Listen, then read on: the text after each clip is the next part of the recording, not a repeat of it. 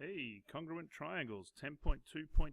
Let's have a look at the key ideas, one or two examples, and then you can get stuck into your hot maths.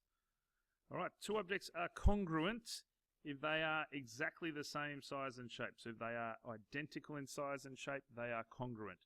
Their orientation may be different, so they could be rotated or placed at a different angle, but the side lengths and the angles are all in the same order as you go around the object, and they are all identical in size.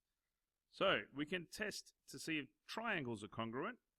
So there's a lot about triangles in this exercise.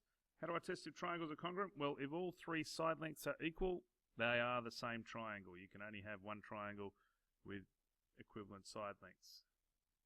If you have two side lengths and the angle in between them, there is only one other length that can go on the end, so they too will be congruent. You imagine if I have a line here and a line there and that angle's fixed, if I do the same thing again, then the third line that completes the triangle will be identical. So as long as those two side lengths and the angle are the same, then the third line must be the same as well, and the triangles will be congruent.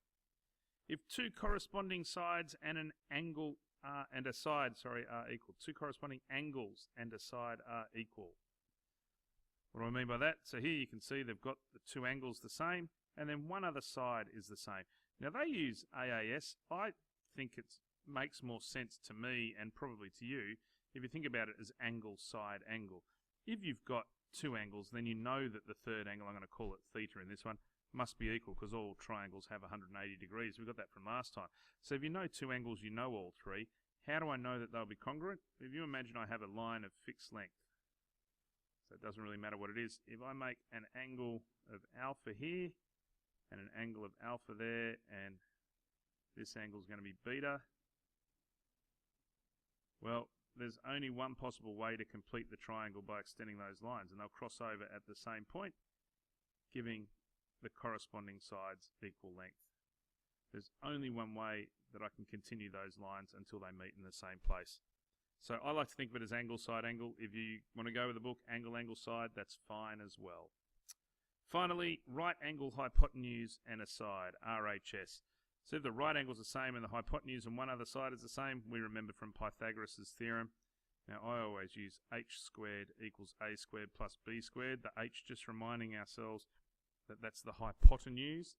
That makes it a little bit easier. Some of you will use a squared plus b squared equals c squared. Can lead to mistakes, but either way, we know from Pythagoras' theorem that if the hypotenuse and one other side are the same in a right-angled triangle, the third side will always give the same answer. A little bit of notation, two vertical lines like that, AB parallel to CD is what it means.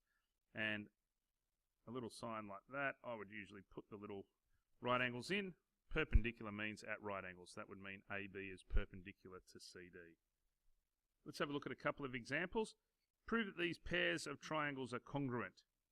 So the basic step is you've got to show one of the rules is true.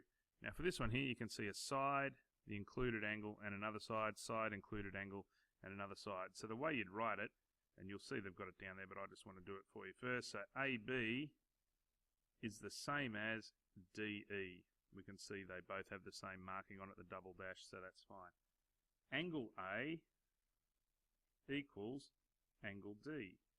That's also true. And then I've got the length AC is equal to the length DF. So I've got side, angle, side is the rule that would prove that they are congruent. And it's important when you write them that you write the letters so that the corresponding letters are with each other. What I mean is, so I'm saying therefore angle, if I go ABC, congruent gets 3 lines. They've only said equals, but congruent should have 3 lines. So ABC is congruent to triangle. Now I can't write EFD. That would be wrong, because that would be implying that E is the corresponding angle to A, F corresponds to B, and D corresponds to C, which is not the case. So what would I write?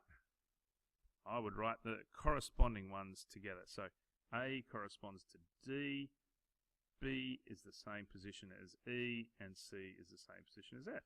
So triangle ABC is congruent to triangle DEF. That should be a little bit better. You can see the other example there You can read through. What have we got there? We've got 2 angles and one other side. 2 angles and one other side. So you can say angle C corresponds to angle F. Angle E corresponds to angle B. And side AB corresponds to side DE. Now you just have to make sure you go in the right order. So I would be saying triangle, it's easy for me to go ABC. So let's do that. Is congruent to, now A is the one without the angle labeled, that's D, and then it went to B, so it went down the side with the 1 dash, so I'd have to go DEF. So this time it's going to be DEF as well. As you can see, C corresponds to F. Pretty straightforward, nothing too complicated. What else can we do with these? Assuming these are congruent, let's find the value of the pronumeral. Well, the 2 is obviously congruent to the 2, so X would have to equal 5. In this one here, we've got a 5 on the hypotenuse and a 5 on the hypotenuse. 4 is opposite the dot, X is opposite the dot, so X and 4 correspond, X must equal 4. And for part C, well, I know that 6 is equal to 2X, so X must equal 3. Pretty straightforward. This should all be pretty quick to get through.